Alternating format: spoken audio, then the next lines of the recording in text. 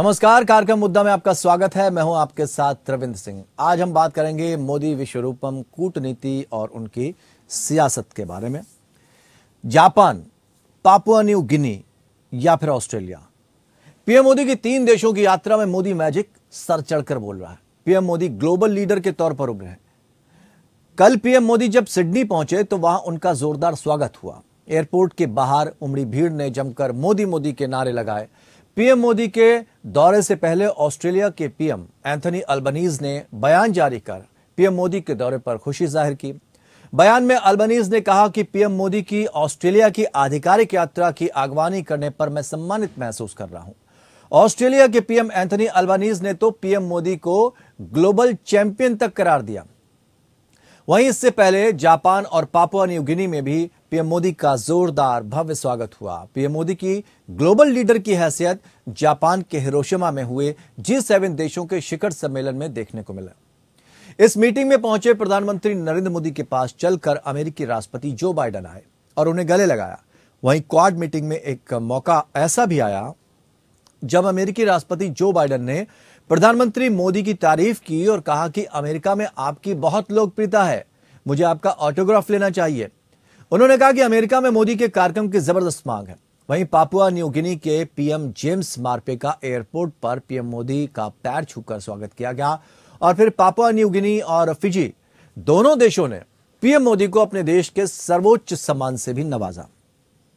Fiji ने PM Modi को companion of the Order of Fiji से सम्मानित किया, तो वहीं मेजबान देश पापुआ न्यू गिनी ने अपने सर्वोच्च सम्मान the Grand Companion of the Order of Logohu से पीएम मोदी को नवाजा। जाहिर है पीएम मोदी का दुनिया भर में कद बढ़ा है, दुनिया भर में उनकी वाहवाही हो रही है। लेकिन घरेलू राजनीति में पीएम मोदी की क्या स्थिति है? बीजेपी पीएम मोदी के ग्लोबल लीडर छवि को भुनाने में जुटी है। हर चुनाव में पीएम की छवि से दुनिया में भारत की बढ़ती हैसियत का हवाला दिया जा रहा है। लेकिन जमीनी हकीकत क्या है? लोकसभा चुनाव होने में अब 12 महीने बचे हैं, जबकि पिछले 6 महीने में बीजेपी के हाथों से हिमाचल और कर्नाटक की सत्ता निकल गई। कांग्रेस ने इन दोनों राज्यों में शानदार जीत हासिल की। पीएम मोदी का कद विदेशों में बढ़ रहा है, लेकिन देश में राहुल गांधी लगातार जमीन से जुड़कर अपना सियासी कद बढ़ा रहे हैं। पहले कन्याकुमारी से जम्मू कश्मीर तक भारत जोड़ो यात्रा निकाली। इस दौरान देश के लोगों के साथ राहुल को घुलने मिलने का मौका मिला, जिसका असर अब चुनावी नतीजों में देखने को मिल रहा है। भारत जोड़ो यात्रा के बाद अब कांग्रेस के पूर्व राष्ट्रीय अध्यक्ष राहुल गांधी ट्रक पर यात्रा करते हुए नजर आ रहे हैं। हाल में सोशल मीडिया पर वायरल हुए वीडियो में यह देखा जा सकता है कि वो ट्रक में सवार होकर जनता से बातचीत कर रहे हैं। खबर है कि पूर्व कांग्रेस अध्यक्ष राजधानी दिल्ली से ट्रक के जरिए ही रवाना हुए थे और शिमला तक का सफर पूरा किया। इस दौरान उन्होंने अंबाला से चंडीगढ़ की दूरी ट्रक में तय की। कहा जा रहा है कि वायरल वीडियो सोमवार रात का है। पार्टी कार्यकर्ताओं का कहना है कि ट्रक यात्रा के दौरान राहुल ने ट्रक चालकों से बातचीत की थी। यानी साफ है, राहुल की कोशिश जमीन से जुड़कर जनता से जुड़ना है। ऐसे में देखना दिलचस्प होगा कि पीएम मोदी के ग्लोबल इमेज से भारत को कितना फायदा पहुंचा है, बीजेपी को कितना फायदा पहुंचा है। राहुल की जनता से जुड़ने की कोशिश और मोदी की जनता से दूरी क्या सियासत में फर्क लाएगी? इन सवालों के जवाब तलाशेंगे हम आज के कार्यक्रम मुद्दा में। 3 खास मेहमान इस चर्चा में हमारे साथ शामिल हैं। राजेश सिंह भारतीय जनता पार्टी की तरफ से हमारे साथ जुड़े हैं। जयकरण वर्मा कांग्रेस की तरफ से अपनी बात रखने के लिए हमारे साथ जुड़े हैं। प्रकाश शाह पूर्व राजनयिक के तौर पर उनके अनुभव को हम बांटेंगे। बहुत बहुत स्वागत करते हैं आप तीनों मेहमानों का। और राजेश जी, किस तरह से देखते हैं आप मोदी जी की जिस तरह की छवि है, पापुआ न्यू गिनी में जिस तरह से वहां के पीएम ने पैर छुए, ये जो सारी चीजें हैं, क्या ये माना जाए कि भारत की छवि को बढ़ा रही हैं या प्रधानमंत्री नरेंद्र मोदी जी की अपनी छवि को फायदा पहुंचा रही हैं? नहीं, देखिए रविंद्र जी मेरी आवाज आ रही है? बिल्कुल आ रही सर, बताएं। हाँ, देखिए रविंद्र जी, अब तो पूरी दुनिया भी भारत का लोहा मान चुकी है और आदरणीय प्रधानमंत्री नरेंद्र मोदी जी अब तो वैश्विक स्तर के नेता बन चुके हैं। और जिस प्रकार देश की साख उन्होंने पूरी दुनिया में चरम पे ले गए हैं, और आपने देखा कि पूरे पश्चिमी देश विरोध करता रहा, लेकिन फिर भी भारत ने रूस से तेल खरीदा। और उसके बाद आपने देखा कि S-400 हमने रूस से लिया, अमेरिका ने प्रतिबंध लगाया। नहीं लगा पाया। तो ये भारत की अपनी एक ताकत है। ब्रिटेन को पीछे छोड़ करके भारत दुनिया की 5वीं सबसे बड़ी अर्थव्यवस्था बन चुकी है रविंद्र जी। ठीक है। दूसरी बात कि अब आपने देखा कि जो शाम के वक्त गिनी में किसी भी जो उनके मेहमान आते हैं उनका स्वागत करने का कोई परंपरा नहीं था, लेकिन लोग परंपरा तोड़ दे रहे हैं। ठीक बात है। विदेशों की धरती पे प्रधानमंत्री के स्वागत के लिए परंपराएं टूट जा रही है। कितना बड़ा सम्मान कर रहे हैं, कारण उसका है सवाल हमारा सवाल भी यही है ना राजेश जी। ठीक है, छवि बनाई। ठीक है राजेश जी, सवाल हमारा ये है राजेश जी, पूरा देश आज लोहा मान रहा है। रविंद्र जी आवाज आ रही है आप तक? हाँ बताइए। मैं ये जानना चाहता हूँ कि जो मोदी जी की ग्लोबल इमेज है उससे भारत को कितना फायदा हुआ? आपको क्या लगता है कहाँ फायदा हुआ, किन सेक्टर्स में फायदा हुआ? हाँ मैं वही तो बता रहा हूँ ना। हाँ। कि अब भारत दुनिया का सबसे बड़ा डिजिटलाइजेशन की तरफ कदम रख दिया है। हाँ। दूसरी बात है भारत वैश्विक स्तर पर 5वीं सबसे बड़ी अर्थव्यवस्था बन चुकी है। ब्रिटेन को हमने पीछे छोड़ दिया है। ठीक है। सुरक्षा परिषद में अब भारत की सुनी जाने लगी है। रूस और अमेरिका ने कहा कि भाई भारत ने कहा कि भाई सुरक्षा परिषद में जो यूएन में सुरक्षा परिषद में इसमें परिवर्तन होना चाहिए, तो अमेरिका ने और रूस ने भी इसको माना कि यहाँ परिवर्तन होने उसका समर्थन किया। ठीक है, यानी इमेज सुधरी है। ठीक है, भारत के पास G20 की अध्यक्षता भी आ गई। ठीक है, तो आप ये देखिए कि भारत ठीक है जयकरण जी, जयकरण जी कितना सहमत है इस बात से? वैश्विक स्तर पे मजबूत कर रहे हैं। पहली बार इस तरह की स्थिति देखने को मिल रही है कि भारत जो है मजबूती के साथ खड़ा है। जो बाइडन, अमेरिका जो कभी एंटी हुआ करता था, भारत के लिए कोई ना कोई षड्यंत्र रचता रहता था, वो अब गले लगा रहा है आके। पापुआ न्यू गिनी के पीएम पैर छू रहे हैं आके, और बाकी देशों के हाल आपने देखे हैं किस तरह से मुलाकात कर रहे हैं। रविंद्र सिंह जी, ठीक कहा आपने। जिस प्रकार से टीवी चैनलों में दिखाया जा रहा है कि हमारे देश के प्रधानमंत्री माननीय मोदी जी का अगर जो किसी देश के मुखिया ने पैर छुआ तो उसको इतना छोटा दिखाने की जरूरत क्या है? अगर जो हमारे देश के प्रधानमंत्री का सम्मान देने के तहत उसने पैर छू लिया तो उसको इतना नीचा दिखाने की क्या जरूरत? अगर इतना छोटा आप बना देंगे या मीडिया चैनल या देश के प्रधानमंत्री इतना छोटा समझते हैं तो उसके पैर छूने का मतलब क्या रह जाता है? आप पाँव छूने तक सीमित क्यों है? आप पाँव छूने तक सीमित क्यों है? आप पाँव छूने तक सीमित क्यों है? प्रोटोकॉल तोड़कर, जो परंपरा वहां थी ही नहीं, सूर्यास्त के समय किसी भी गेस्ट का स्वागत किया ही नहीं जाता था, वो सारे प्रोटोकॉल तोड़े गए। उसको भी देखिए, हम सारी चीजों को परिदृश्य में रख रहे हैं। रविंदर सिंह जी सुन लीजिए, हमारी भी बात सुन लीजिए। रविंदर, ठीक कहा आपने।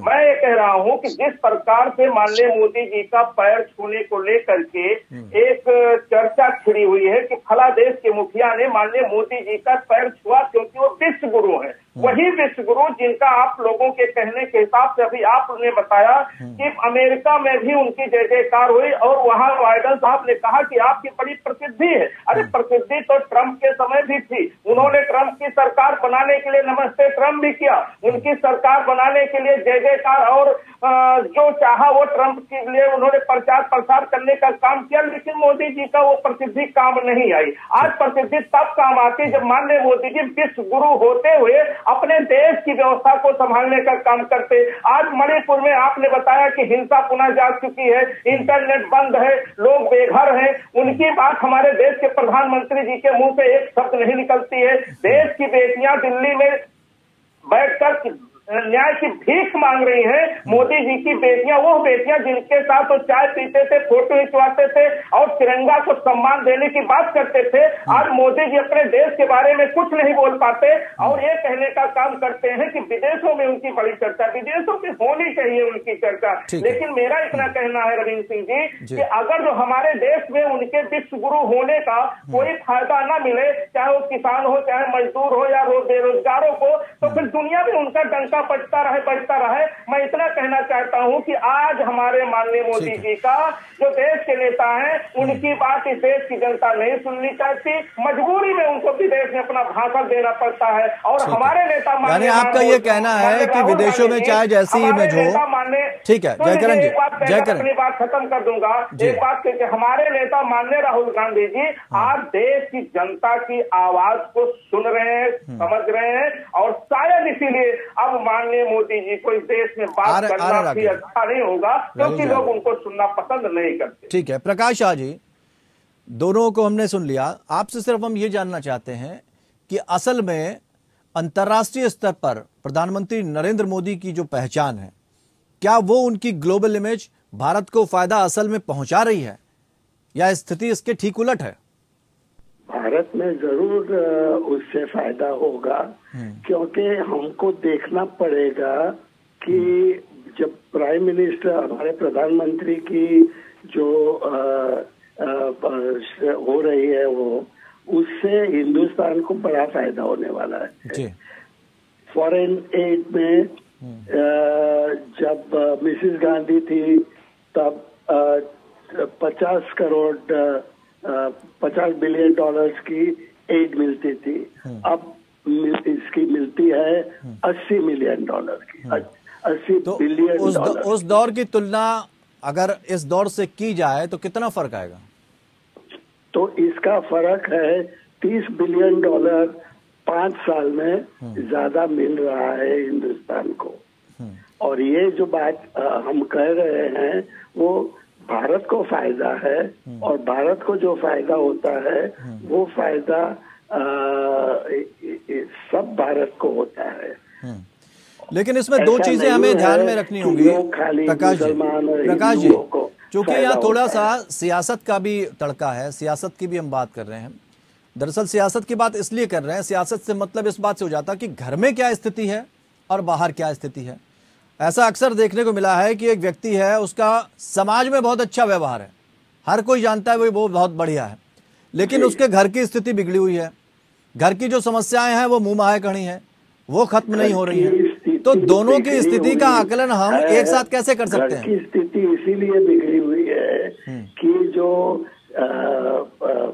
इलेक्शन ईयर है और ऑपोजिशन पार्टीज ऐसे मान रही है कि ये सब, जब प्रधानमंत्री हिंदुस्तान के जो है भारत के, वो बाहर जाते हैं और पापुआ न्यू गिनी और ऑस्ट्रेलिया वगैरह, जापान वगैरह में उनको इतनी अच्छी आवाभगत होती है, स्वागत होता है। हाँ। तो उनको उनका जो फायदा है वो होगा हिंदुस्तान को। ठीक है, भारत को जरूर होगा। इस फायदे नुकसान को समझेंगे प्रकाश जी। मैंने एक फॉरेन एड का फायदा दिखाया, अभी इलेक्शन होगा तो उसमें जरूर उसका फायदा होगा कि उसके जरूर भारत की फायदा होगा कि इस पार्टी को, बीजेपी को ही वोट करेंगे। और यानी अंतर्राष्ट्रीय स्तर पर अगर किसी देश के नेता जो बड़े पद पर बैठा है उसकी इमेज बेहतर होती है तो उसका सियासी फायदा मिलता ही है। लेकिन हम इस पर भी अब बात करेंगे कि एक तरफ देखा जाए, घर के अंदर की जब बात की जाए तो घर के जो बड़े मुद्दे हैं उस पर अमल करने के लिए एक दूसरा नेता मेहनत कर रहा है, जो देश के साथ जुड़ने की कोशिश कर रहा है, पदयात्रा में जा रहा है। क्या उसकी इमेज अंतर्राष्ट्रीय स्तर पर भी बेहतर है?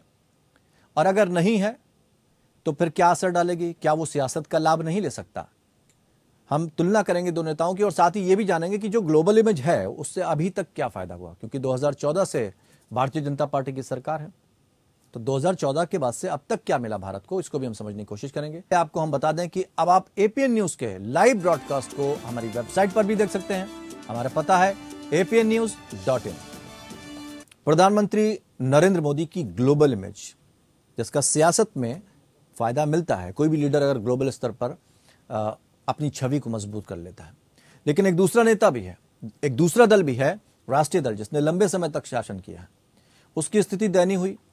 उसके बाद भारत जोड़ो यात्रा निकली, इमेज को तोड़ा, मजबूती लेने की कोशिश कर रहे हैं, जनता से जुड़ने की कोशिश कर रहे हैं, उनको कितना फायदा मिलेगा? फिलहाल राजेश जी आपके पास आना चाहेंगे। सबसे पहले हम ये समझना चाहेंगे, अगर अंतर्राष्ट्रीय स्तर पर प्रधानमंत्री नरेंद्र मोदी की स्थिति बहुत बेहतर है, भारत को फायदा होता है, G20 देशों की बात कर लेते हैं। श्रीनगर में उसकी बैठक, 5 देशों ने मना कर दिया आने से, इनकार कर दिया। उस देश ने मना कर दिया जिसके बड़े नेता को आपने गणतंत्र दिवस पर चीफ गेस्ट के तौर पर बुलाया था। उस देश ने मना कर दिया जिसके साथ आप ऑयल आयात निर्यात करते हैं। सऊदी अरब ने आपको मना कर दिया, तुर्की ने मना कर दिया, साउथ अफ्रीका, ऐसे देश जिनके साथ आपने दोस्ताना संबंध निभाए भी, फिर आप कैसे कह सकते हैं कि मजबूत है? और कितना व्यापार अभी तक देश में आ गया, ये भी बता दीजिए। देखिए रविंद्र जी, अब देश ताकतवर बना है। देश को नाजुक पांच की स्थिति से बाहर निकाल करके आदरणीय प्रधानमंत्री जी ने ताकतवर देश बनाया है। आज चाहे वो कोरोना महामारी का समय रहा हो और जो पूरे दुनिया की आर्थिक हालत खराब है, कमजोर है, और आप अभी देख रहे हैं कि रशिया और यूक्रेन में जो जंग छिड़ा हुआ है, सारे पूरा दुनिया आज भारत की तरफ देख रहा है, भारत की प्रधानमंत्री की तरफ देख रहा है। और 2014 से पहले आप ये मानते हैं कि देश कमजोर था? नहीं, मैंने क्या कहा कि जो नाजुक पार्ट की स्थिति से उससे निकाल करके ताकतवर बनाया गया है। भारत ब्रिटेन को पीछे छोड़ करके अगर विश्व की 5वीं सबसे बड़ी अर्थव्यवस्था बनी है तो 14 के बाद भी बनी है। और उसका एक बहुत बड़ा कारण रहा कि जो आदरणीय प्रधानमंत्री जी ने जो 68 देशों की यात्रा की और उन्होंने जो एक राजनयिक संबंध बनाया और देश की ताकत को एहसास कराया। कितना व्यापार ले आए हम? हाँ, उसी का परिणाम बता रहे हैं हम, उसी का परिणाम रहा रविंद्र जी कि जब आप कनाडा के प्रधानमंत्री से हमारे प्रधानमंत्री बात कर रहे थे तो बाइडेन पीछे से हाथ रखते हैं और फिर गर्मजोशी से मिलते हैं। और जिस अमेरिका के राष्ट्रपति से मिलने के लिए हम लाइन लगाते थे, आज जो खुद आकर के मिलते हैं। पाकिस्तान तो इतने सालों से गले मिल रहा है, नवाज शरीफ से भी गले मिले गए, तो गले मिलने का मतलब ये हो जाता है कि हम मजबूत हो गए। उसने तो मना कर दिया। पाकिस्तान जाके गले मिल रहा है और हमारे प्रधानमंत्री जी से अमेरिका के राष्ट्रपति गले मिलने आ रहे हैं। दोनों में जमीन आसमान का अंतर है। और मैं जयकरण जी की समस्या को समझ सकता हूँ। जयकरण जी की समस्या क्या है कि इनके नेता राहुल गांधी जी जाकर वैश्विक मंच पे कहते हैं कि देश का लोकतंत्र खतरे में है। पाकिस्तान के लोकतंत्र की तुलना भारत के लोकतंत्र से करते हैं। नहीं, लेकिन हम तो आपसे यही पूछ रहे हैं ना कि अगर अंतर्राष्ट्रीय स्तर पर हमारी छवि मजबूत है तो 5-5 देश जिनका आपने सहयोग किया, जिनको आप अपना दोस्त मानते हैं, वो आपको मना कर देंगे आने से? वो पाकिस्तान के पक्ष में खड़े हो जाएंगे? रविंद्र जी, मैं वही बात बता रहा हूँ कि जयकरण जी की प्रॉब्लम क्या है कि नहीं, ये जयकरण जी की प्रॉब्लम कहाँ है? अगर ये 5 देश, चीन नहीं आ रहा, पाकिस्तान ने मना किया और चीन से कहा, चीन ने मना कर दिया, फिर तुर्की ने भी मना कर दिया, मिस्र ने भी मना कर दिया, तो उससे जयकरण जी का क्या लेना देना? वही बता रहा हूँ ना। कारण क्या है कि ये राहुल जी चाइना को एक शांतिप्रिय देश बताते हैं। उस चाइना को शांतिप्रिय देश बताते हैं जिसके पूरा दुनिया जानता है कि चाइना किस प्रकार से लोगों के पीठ में जो है आघात करता है। उसको एक शांतिप्रिय देश बताते हैं। ठीक है, जयकरण जी जवाब दीजिए। चाइना की तारीफ करते हैं। चाइना, पाकिस्तान और टर्की दुनिया में 185 लोग मेंबर है यूएन के। तो इसमें से 3 ही पिकअप करा इन्होंने और कोई नहीं मिला। तो ये बात ये है कि दुनिया भर के जो देश है वो सब उनको आकर लोग कहता है। अमेरिका कहता है कि मैं, अमेरिकन प्रेसिडेंट कहता है कि मैं ऑटोग्राफ लेना चाहता हूँ। फ्रांस वो जा रहे हैं इस दफा, फ्रांस को वे विजिट कर रहे हैं 15 दिन के बाद। और अभी ऑस्ट्रेलिया जाके आए। लेकिन प्रकाश जी, हमने सवाल ये पूछा था, गए नहीं थे। प्रकाश जी, हमने सवाल ये पूछा कि जब आप मजबूत हो रहे हैं तो G20 में 5 देश नहीं आ रहे हैं, गले मिलना क्या इस बात की तस्दीक करता है कि हम मजबूत हो गए? G20 में 5 देश क्यों नहीं आ रहे हैं? क्योंकि उनका प्रॉब्लम ये है कि हिंदुस्तान में और जवाब हमें देना था, कश्मीर में और अरुणाचल प्रदेश में वो नहीं जाना चाहते हैं। वो इनका हिंदुस्तान की जो देश के है वो उनको अगेंस्ट है। और हम प्रकाश जी, हम एक मिनट जयकरण जी से जवाब ले लें इस बात का, चूंकि वो आपका तो हम चूंकि विदेशी मामलों के जानकार के तौर पर हमें अंतर्राष्ट्रीय स्तर पर समझना होगा थोड़ा सा आपसे बातों।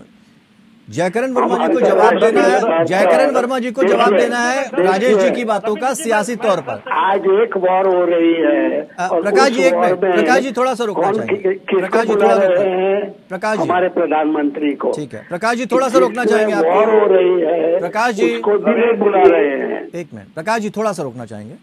जयकरण वर्मा जी जवाब देना चाहते हैं, पॉलिटिकल आंसर चूंकि जयकरण वर्मा जी को जवाब देने चाहिए तो देना, मैं तो करता हूँ ना। ठीक है, हाँ जयकरण जवाब दीजिए। देखिए रवीश सिंह जी, वो कहते हैं जब हम चीन को लेकर सख्त होते हैं तो आप चीन की तारीफ करने लगते हैं। बोलेंगे कांग्रेस की तरफ से तो उसका मतलब ये नहीं हुआ कि कांग्रेस की तरफ से उनका बोलना सच है। कांग्रेस को कितनी सीट? नहीं वो भी मैं आपसे पूछूंगा, वो भी मैं आपसे प्रकाश जी साहब आप पूर्व राजनयिक हैं, क्या आपका बोलना जो आप बोलेंगे वो पत्थर की लकीर होगी, जो बोलेंगे वो सत्य होगा, जो आप बोल देंगे वो देश में कानून बन जाएगा? ये कहाँ से? जयकरण जी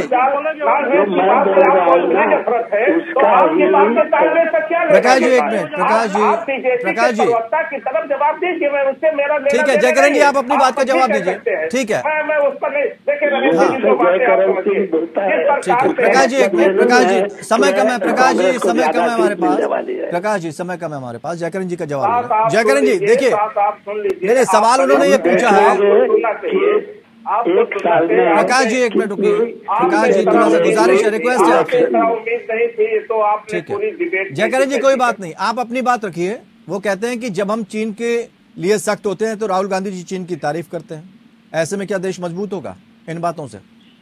मैं रविंद्र सिंह जी देखिए, अभी हमारे राजेश सिंह का कहना था कि विदेशों में आपका भी मानना है कि जिस प्रकार से माननीय मोदी जी का विदेश भ्रमण रहा, दुनिया में उनके नाम का डंका बजा। हम लोग देखे देश के लोग हैं, देश के हित के लोग हित चाहते हैं। जब ये पाकिस्तान का दौरा करते हैं, नहीं राहुल गांधी वाली बात का जवाब दीजिए। पाकिस्तान हमें खिला देता है। जब ये नमस्ते ट्रम्प करते हैं, राहुल गांधी वाली बात का जवाब दीजिए ना। देश के पाकिस्तान को खाना नहीं मिलता है, उनकी बात को उनकी गरीबी को नहीं दिखाया जाता है और हमारे देश की स्थिति क्या पर होती है। आज जब ये संसद हो रहा है कि हम अपने देश के लोगों को प्रकाश जी एक मिनट, प्रकाश जी इधर बुला सकते हैं। ठीक है, क्या यही चाइना में तरक्की है? यही माननीय मोदी जी के नाम का डंका है? यही हमारे विश्व गुरु हैं? अगर जो संसद में उनको कहना पड़ता है कि 80 करोड़ लोगों को हम भोजन देते हैं तो हमारे देश चाइना में नहीं, लेकिन एक जयकरण जी एक बात तो हमें समझनी पड़ेगी ना कि भारत जिन देशों के साथ मजबूती से में हमारे ठीक है कांग्रेस के लीडर प्रकाश जी एक मिनट देखिए जयकरण जी, हमें इस बात को भी समझना होगा कि कई ऐसे देश, इजराइल जैसे देश जहां हम अक्सर जाने से बचते थे, वहां हमने संबंध मजबूत किए हैं। बहुत सारे ऐसे देश रहे, तो ग्लोबल स्तर पर भारत की छवि तो मैं तो कह रहा हूँ मोदी जी के नाम का डंका बच रहा है। बस दुख इस बात का है हमारा देश जल रहा है। हम अपने देश की चिंता हमें है क्योंकि हम देश इसकी बात करते हैं। अगर मोदी जी, चलिए बहुत बहुत शुक्रिया, समय इतना ही था। बहुत बहुत शुक्रिया आप सभी मेहमानों का हमारे साथ इस चर्चा में शामिल होने के लिए। तो अंतर्राष्ट्रीय स्तर पर अगर किसी पार्टी के नेता की स्थिति मजबूत होती है तो देश तो मजबूत होता है, सियासत में भी उसका फायदा मिलता है। लेकिन क्या जो इमेज इस वक्त ग्लोबल स्तर पर प्रधानमंत्री नरेंद्र मोदी की बनी हुई है, क्या भारत की जनता उससे इत्तेफाक रखती है? यह भी समझना होगा क्योंकि चुनाव करीब आ रहा है और राहुल गांधी जिस तरह से यात्रा निकाल रहे हैं, जनता से जुड़ रहे हैं, कहीं ऐसा ना हो कि वो जनता के दिल के करीब पहुंच जाए और आपकी दूरी लगातार बढ़ती चली जाए, क्योंकि इसी आधार पर कांग्रेस सत्ता से गई थी। आप भी तो उसी रास्ते पर नहीं है। फिलहाल इतना ही, लेकिन आपको बता दें कि आप जो एपीएन न्यूज़ की जहां तक बात करें, एपीएन न्यूज़ के लाइव ब्रॉडकास्ट को हमारी वेबसाइट पर भी देख सकते हैं। हमारा पता है apnnews.in, कहीं भी कभी भी।